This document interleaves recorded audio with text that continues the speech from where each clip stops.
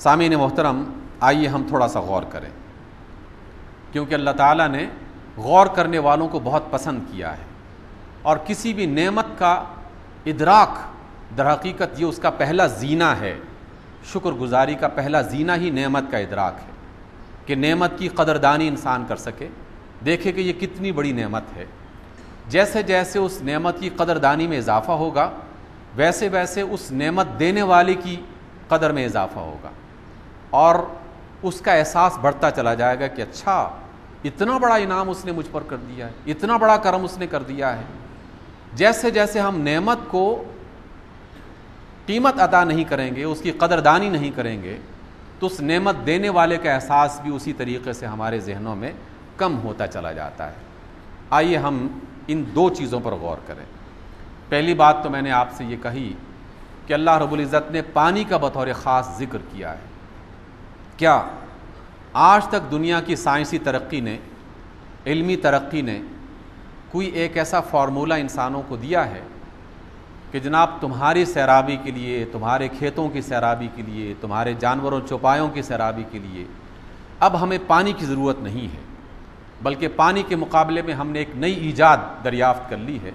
ایک نئی چیز بنا لی ہے، اب آئندہ ہم اس کو استعمال کیا کریں گے اور زندگی بسر کریں گے۔ کتنی صدیاں گزر چکی ہیں، اور دنیا میں کتنی بڑی بڑی جامعات اور یونیورسٹیاں موجود ہیں، جس میں کتنے بڑے اسکالرز اپنی زندگیاں کھپا چکے ہیں،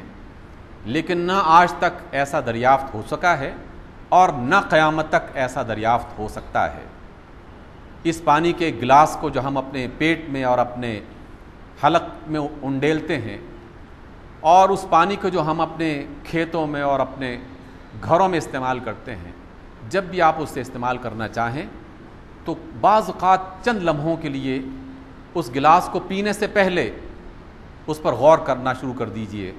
اور کہہ دیجئے کہ یہ کتنی بڑی نعمت ہے، اور اس کا کتنا بڑا احسان ہے کہ جس نعمت کی سب سے زیادہ انسان کو ضرورت ہے، اس کی فراوانی کا اس نے کتنا خوبصورت اہتمام کر رکھا ہے۔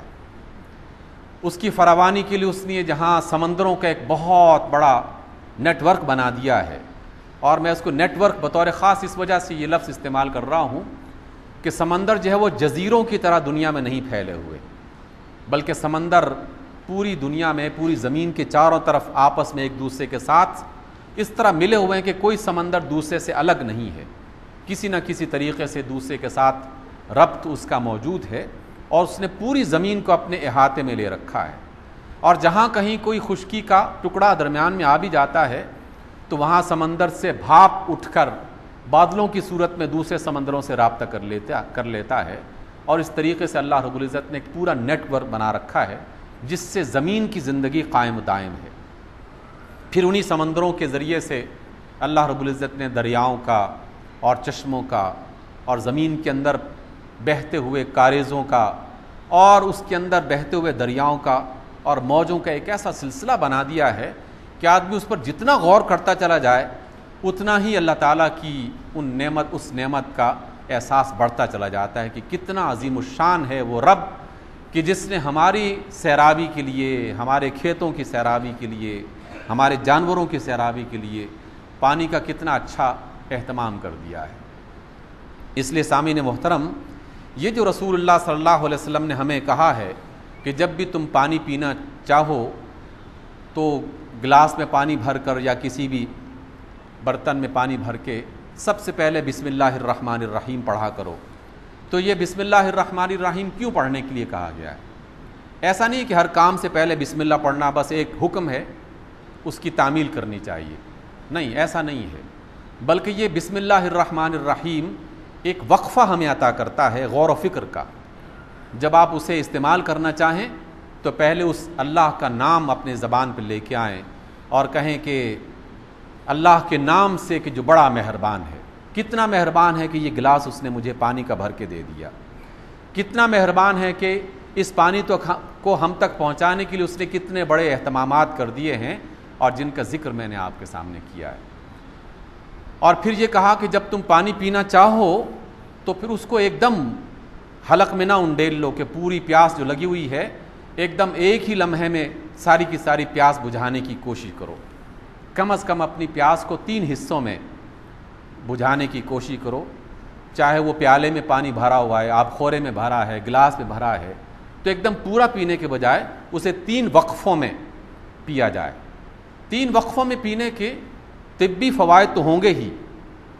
ڈاکٹرز تو یہ بتاتی ہیں کہ ایک دم آدمی پانی پیے گا تو اس کے معدے پر اچانک گرانی ہوگی,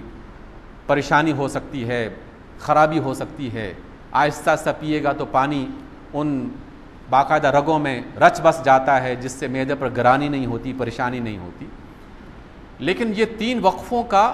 ایک بہت بڑا سبب غور و فکر بھی ہے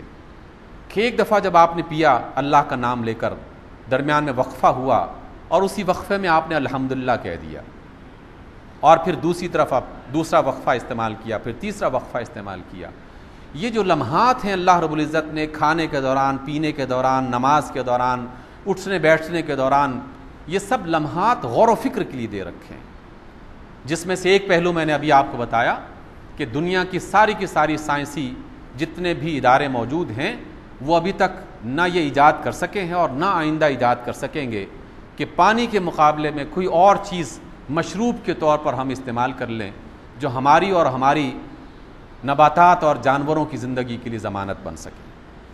پھر خصوصی طور پر بعض درختوں کا, سبزیوں کا, کھیتوں کا اور پھلوں کا ذکر کیا ہے. فرمایا کہ یمبت لکم بہ الزرع, اس نے اس پانی سے تمہارے لیے کھیتیاں اگائی ہیں اور وہ اگاتا ہے. والزیتون, اور زیتون کا درخت اس نے اگایا جس کے پھل تم مختلف طریقوں سے استعمال کرتے ہو. والنخیل, اور کھجور. والاعناب, اور انگور. ومن کل الثمرات, اور ہر قسم کے پھل, ہر قسم کے پھل. اناج کا ذکر سب سے پہلے کیا اس لیے کہ دنیا کی بڑی آبادی کو رزق فراہم کرنے کا, روزی اور پیٹ بھرنے کے لیے بنیادی اور مرکزی حصہ وہ اناج کو اللہ رب العزت نے عطا کر رکھا ہے. اور پھر اس اناج کے ساتھ اگر کسی کو پھل بھی میسر آ جائے تو یہ اللہ تعالیٰ کے احسانات میں اضافہ ہے. اسی وجہ سے ہمارے ہاں اغنیاء کا, امراء کا, اچھے دسترخوان کا, اچھی دعوت کا اہتمام پھلوں کی صورت میں کیا جاتا ہے کہ جناب اس نے روٹی بھی اچھی بنائی, چاول بھی اچھے بنائے, کھانا بھی اچھا کھلایا, اور پھر بہترین قسم کے پھل بھی اس نے ہمیں پیش کیے. اللہ رب العزت نے ہماری زمین پر مہمانی کے لیے اناج کے کھیت اگا دیے اور پھر پھلوں کے باغات جا بجا اس طریقے سے بنا دیے ہیں کہ ہم اس کا ادراک نہیں کر سکتے.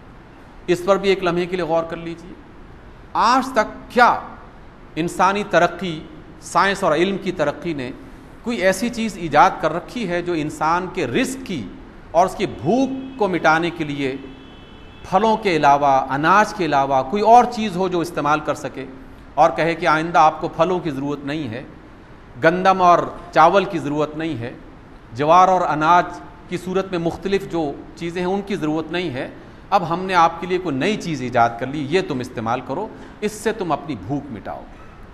سامعین محترم, آپ اس پر جتنا غور کریں گے, جتنا غور کریں گے, اللہ تعالیٰ کی نعمت اور اس کی قدردانی کا اتنا ہی زیادہ احساس ذہنوں میں اجاگر ہوگا کہ اللہ واقعی تیری ہی شان ہے کہ تو نے ہم انسانوں کے لیے جو چیز پسند کی ہے وہی سب سے بہتر ہے اور اس کے مقابلے میں کوئی دوسری چیز بہتر ہو ہی نہیں سکتی. دنیا کا سب سے بڑا انسان کسی بھی اعتبار سے ہو, چاہے وہ اختیارات کے اعتبار سے ہو یا مال و دولت کے اعتبار سے ہو یا علم و فضل کے اعتبار سے ہو یا بزرگی اور تقوی کے اعتبار سے ہو, تمام افراد کا جائزہ لے لیں اور پھر ان کو دیکھیں کہ وہ اپنی بھوک کس طرح مٹاتے ہیں. انبیاء, کیا ان کی بھوک کو مٹانے کا اہتمام اللہ تعالیٰ نے کوئی ایسا الگ سے کر رکھا تھا کہ کچھ کھاؤ پیو نہیں, بس ویسے ہی نورانی طور پر ان کی بھوک مٹتی رہے؟ کوئی نبی آپ کو ایسا نہیں ملے گا کہ جس کی بھوک مٹانے کے لیے اللہ رب العزت نے پھلوں کا اور اناج کا یہ اہتمام نہ کیا ہو. رسول اللہ صلی اللہ علیہ وسلم ہمیشہ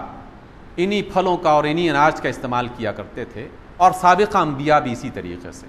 جناب مریم علیہ الصلاۃ والسلام کا ذکر ملتا ہے کہ محراب میں عبادت کیا کرتی تھی اور جناب زکریہ ان کے پاس نادر قسم کے بے موسم پھل ان کے پاس دیکھتے اور کہتے کہ اے مریم تمہارے پاس یہ پھل کہاں سے آ گئے؟ تو مریم کہتی کہ اللہ تعالیٰ سب کو عطا کرنے والا ہے, مجھے بھی وہی عطا کرتا ہے. پھلوں کا رزق اللہ نے اپنے انبیاء کو عطا کیا. دنیا کے بڑے سے بڑے جابر حکمران کا مطالعہ کر کے دیکھ لیں, وہ بھی اپنی بھوک اسی اناج سے مٹاتا تھا جس سے آپ اور میں مٹاتے ہیں. وہ بھی یہی پھل استعمال کرتا تھا جو میں اور آپ استعمال کرتے ہیں. دنیا میں جتنا مرضی انسان ترقی کر جائے، اختیارات، دولت مندی کے اعتبار سے، تقوی کے اعتبار سے، علم و فضل کے اعتبار سے کتنا بھی بڑھ جائے، لیکن اللہ تعالیٰ کی بنیادی نعمت کو نہ ہٹایا جا سکتا ہے، نہ ٹھکرایا جا سکتا ہے، نہ اس کے مقابلے میں کوئی بہتر چیز تخلیق کی جا سکتی ہے. انسان سونے جواہرات کی ڈلیوں سے اپنی بھوک نہیں مٹا سکتا، اور کبھی بھی ان دیگر بنائی ہوئی چیزوں سے اپنی بھوک کو مٹا نہیں سکتا. اس لیے اللہ رب العزت نے بطور خاص یہ ذکر کیا اور کہا کہ جو غور و فکر کرتے ہیں ان کے لیے بڑی نشانیاں ہیں اس پھلوں کی مختلف انواع میں، اور پھر ان کھیتوں میں اگنے والے اناج کی صورت میں غور و فکر کرنے کے لیے بڑی نشانیاں ہیں.